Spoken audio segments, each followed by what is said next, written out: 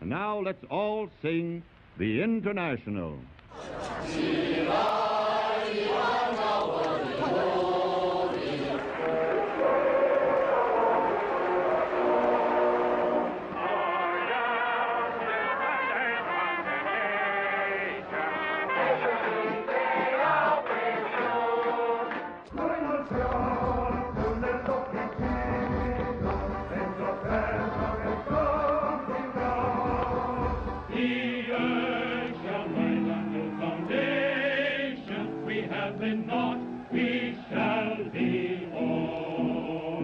Tis the final conflict.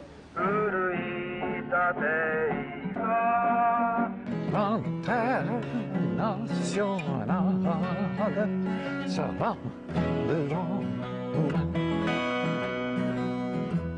This is the original French of a famous socialist song, famous revolutionary song.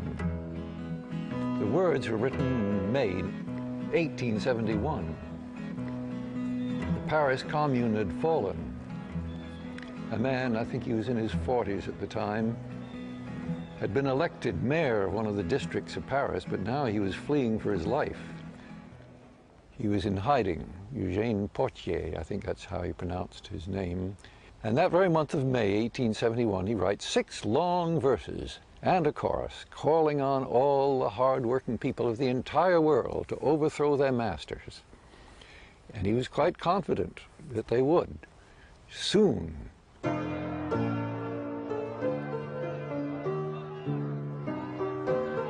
few years later, the book happens into the hands of a younger man, Pierre de Jeter. He led a chorus in his factory, and I'm told in a basement apartment on his pump organ, he made up a melody. This young musician had a hit song, at least in certain circles.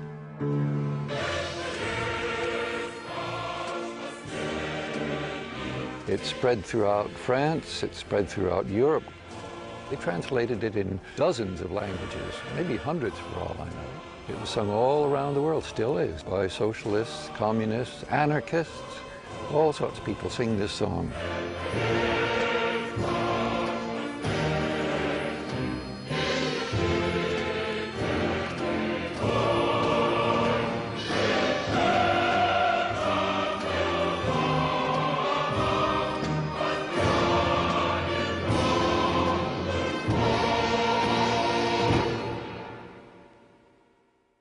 The International, well, it was tremendously exciting, and you know, have the clenched fist.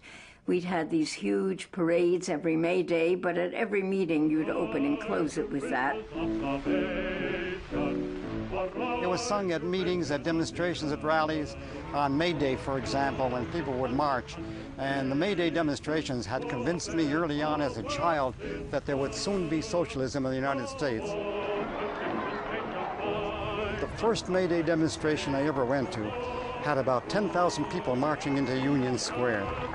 The second demonstration I went to had 20,000 people marching into Union Square. The third had 40,000 people marching into Union Square.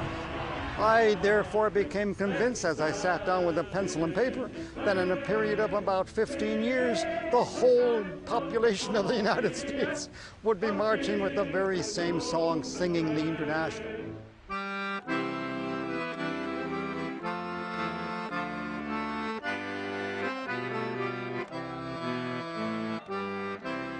In 1912, it was sung in many different languages simultaneously by the strikers in Lawrence, Massachusetts. The famous strike led by the Wobblies. Big Bill Hayward came up there to speak for them. Nobody thought they could stick together. They had Irish and German and Italian and Polish and all. And they all sang in their own language this song.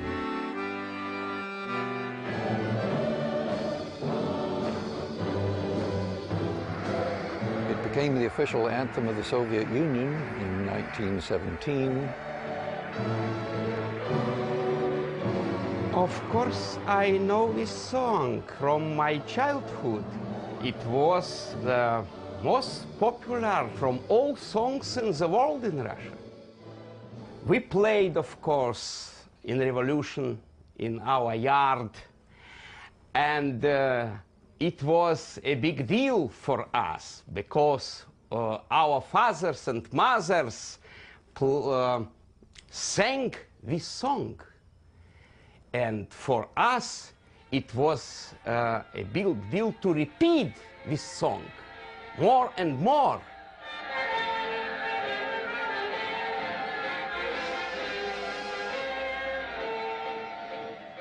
The first time I met the International was as a young boy, 13 years old, in Tel Aviv.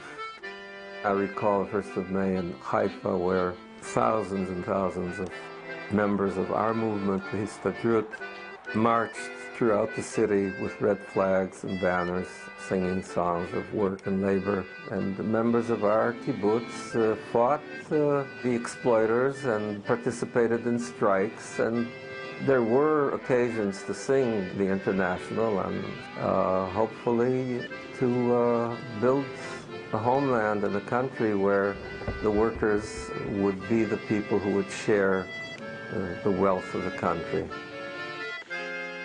So the International spoke to me as a Jew, as a Jewish person. I woke up into this world and I knew the words of the song. It was sung to me actually like a lullaby. And I was a baby. I didn't know the difference between Brahms' lullaby and the Internationale. And somehow I loved the Internationale better than Brahms' lullaby. My father's name is Juan Feleo, and he was a teacher. And he used to speak to the landlord in behalf of the farmers. And eventually, he had about 60,000 farmers who would come and listen to him and bring their grievances. But he was all by himself. And then he heard the Internationale. And then he decided that he would translate it into Filipino so that everybody would understand that there is hope, that there is a way out of this bondage, that there is a way for the farmers to organize and be heard. And I could not understand why my father was arrested and eventually killed for this song. But the song is a song that can be heard in the rice fields. Young boys riding atop their carabaos, going down the river, women washing clothes, farmers doing harvest. This song will be sung.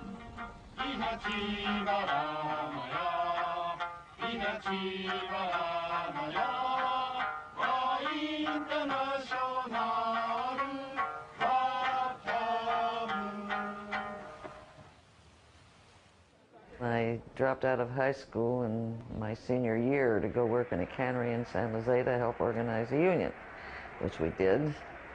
And a strike was called, which was totally destroyed as a result of extraordinary police terror. Every meeting was broken up, every outdoor demonstration was attacked and broken up. And then I went to the Imperial Valley in 1934 to help organize the migratory lettuce pickers at that point. I was arrested and spent 180 days in the Imperial Valley jail. And one of the ways in which I passed the time was teaching my fellow prisoners how to sing radical songs. The strikers were part of that generation of Mexicans who had grown up with the Mexican Revolution, so that both the strikers and then the women prisoners also knew the International in Spanish. It was just kind of an immediate means of communication, of identification across language barriers, across country barriers, this song that bridged all the countries of the world.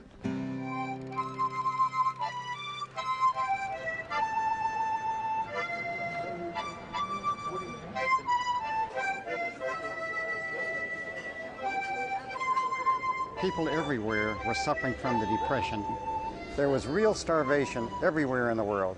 In some countries, like in Germany, fascism began.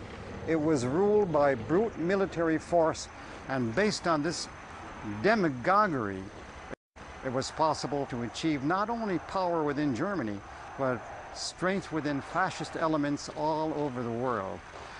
In Spain, they tried the same thing. The military called for the overthrow of the Republican government of Spain and staged a coup.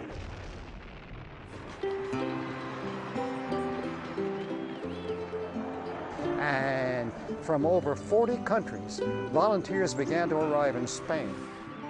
Men and women could come and pick up arms and fight the fascists. The first time that happened in the history of fascism. And in the United States, the cry went up, what about us? Why can't we go to Spain? There was no way I was going to stay out of this conflict in Spain. I saw action as an infantryman and was wounded in the course of it. And as a result of being wounded, wound up in a hospital at Mataró. In the hospital, what we did for entertainment, of course, was have entertainers come out and sing, and a couple do flamencos and things like that. One day when they ran out of entertainers and we had to fall back on our own resources, the chief of entertainment called on us all to come up on the stage one at a time and sing the International in whatever language was our own language. And well over 40 languages were represented on the stage. Each one would sing a few words in their own language and then go on to the next one, or we would have been there all night. And then finally everybody sang the song together in their own languages, so that we heard it sung in Javanese, and we heard it sung in Tamil, and we heard it sung in Hindi, in English, in French, in German, in Russian, in Spanish, in every which language you could think of, and more, and many, many more. It was sung in Yiddish as well. Steht auf für alle, wer will schlafen. Arise, you, those of you who were slaves.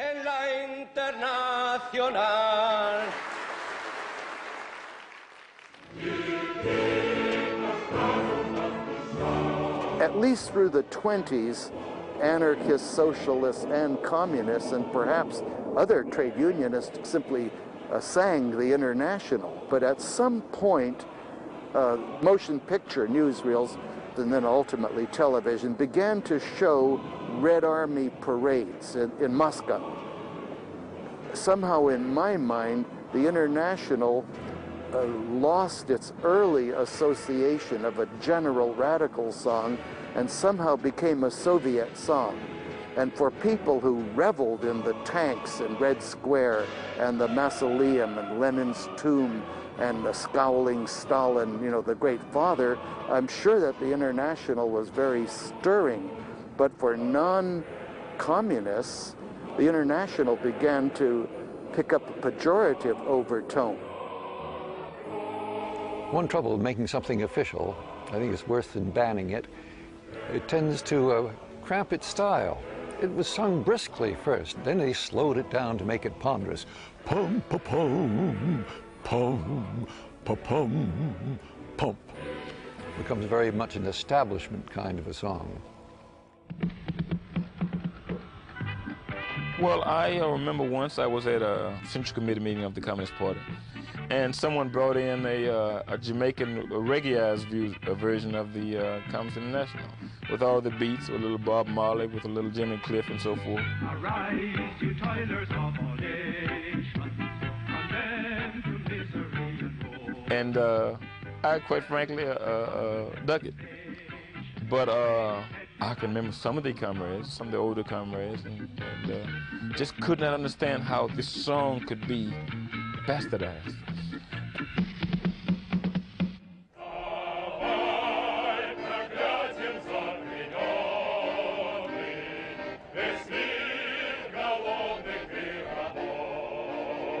There is considerable tension within the International based on a portion of the text. You know, when Potier wrote the International, he used the lines, at least in French, roughly translated, no more traditions, chains shall bind us.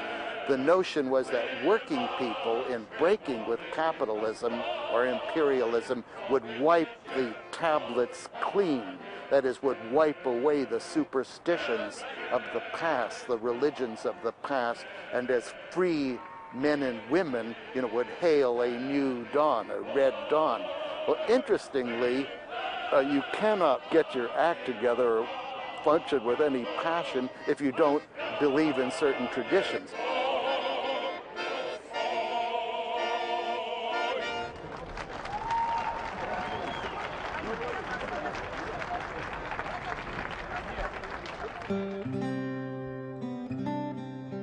I have an ambivalent feeling about the words of the song.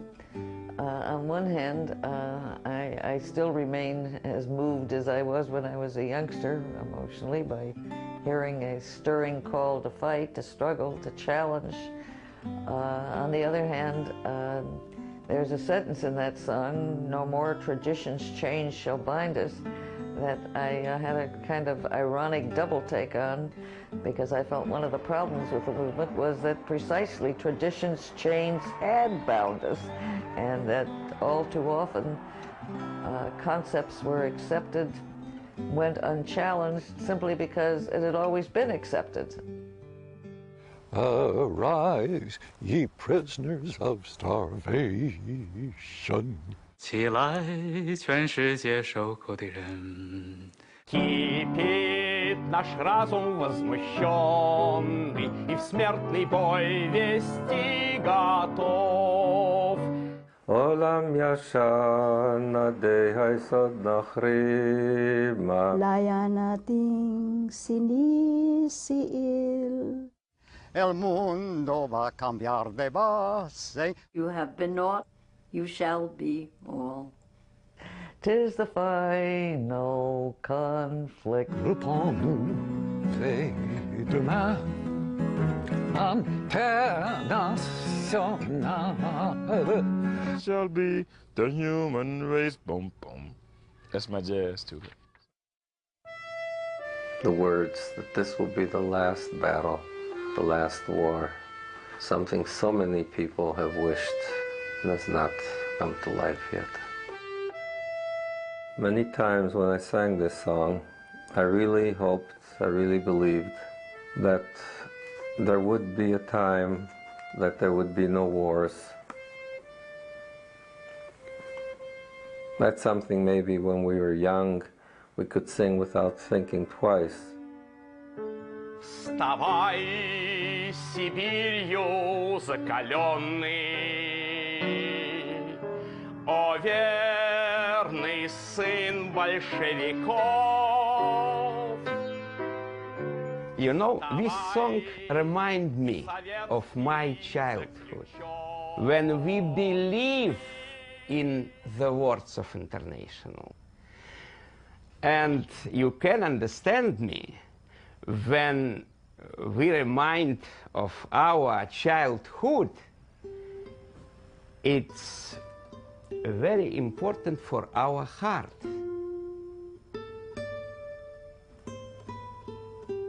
That is why when I hear now International,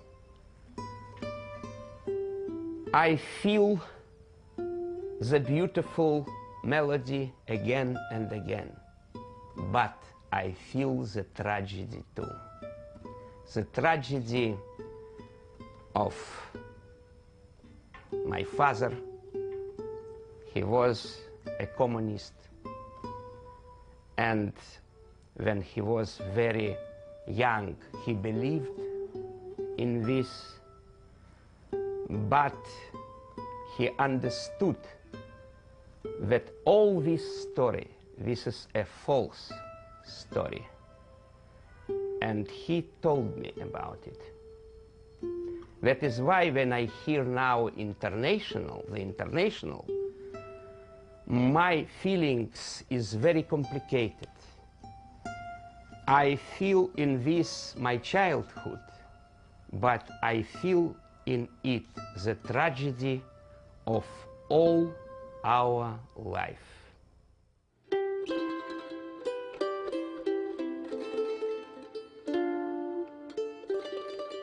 The tragedy is that people who sang the International went in 1936 to Spain, and many have given their lives.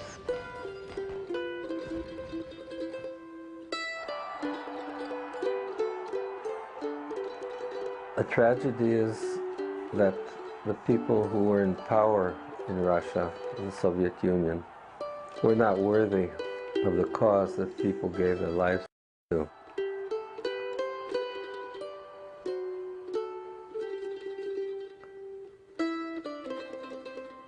I know that it's almost a mission impossible to try to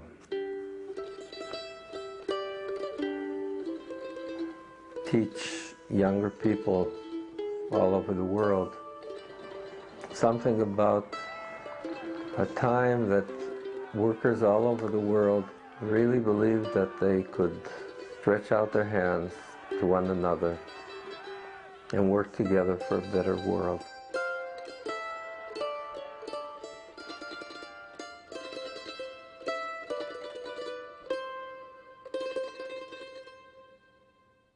Arise, ye prisoners of starvation, arise, ye wretched of the earth, for justice. The first time I heard it, I was thinking to myself, this is kind of corny.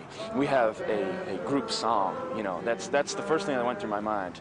The second time I heard it, I heard the words and understood what was going on and what the thoughts were. And now when I hear it, I have 50 different images that run through my mind. I may be thinking about the Abraham Lincoln brigades fighting fascists in Spain. I may be thinking about the people in Chiapas. I may be thinking about people in Virginia or elsewhere that are fighting for justice. That song, you know, gave them strength. It gave them a feeling of being connected with generations before them and with their brothers and sisters in other countries. I don't think any students who sing Internationale on Tiananmen Square were thinking about communism or socialism.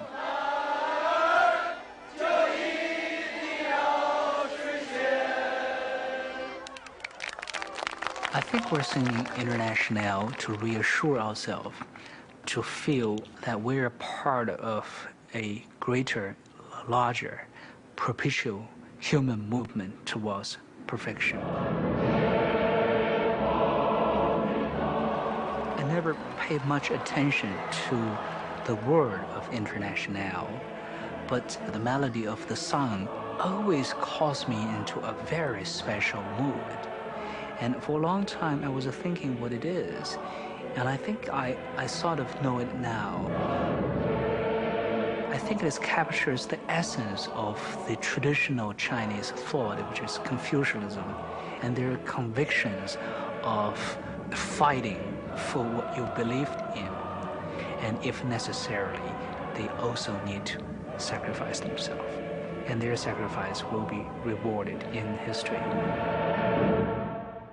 Let no one build walls to divide us, walls of hatred nor walls of stone. Come greet the dawn and stand beside us, we'll live together or we'll die alone. I came to write a new version of the Internationale after being encouraged by Pete Seeger at the Vancouver Folk Festival. This was in 1989, just after the Tiananmen Square episode, and we were all aware that the Chinese students had sang the International in Tiananmen Square, and that's why he wanted to sing it at the folk festival. So I said, well, I'd love to come and sing with the people. I know the British lyrics, which are different, and also they're very archaic to sing.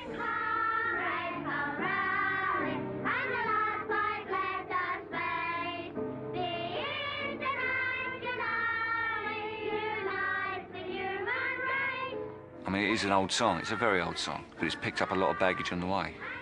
You know, the baggage of state communism. But I have argued with people that it's the baggage that we need to get rid of and not the actual spirit of the song itself. So with this idea, I wrote a few more verses. Stand up, all victims of oppression, for the tyrants fear your might.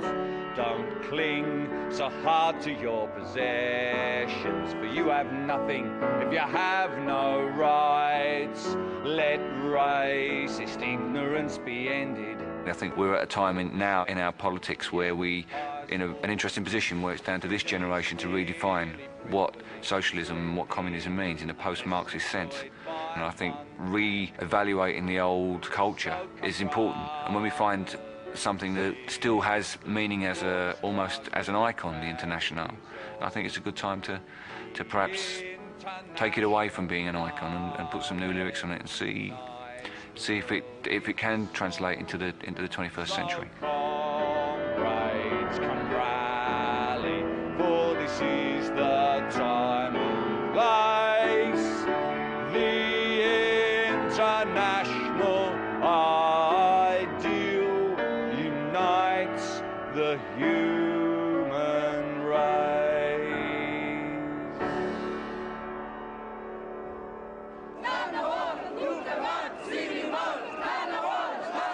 All one has to do is look around the world today at an economy that is in crisis everywhere in the world to know that those struggles haven't stopped, that the shape of those struggles continues as a fierce struggle for justice.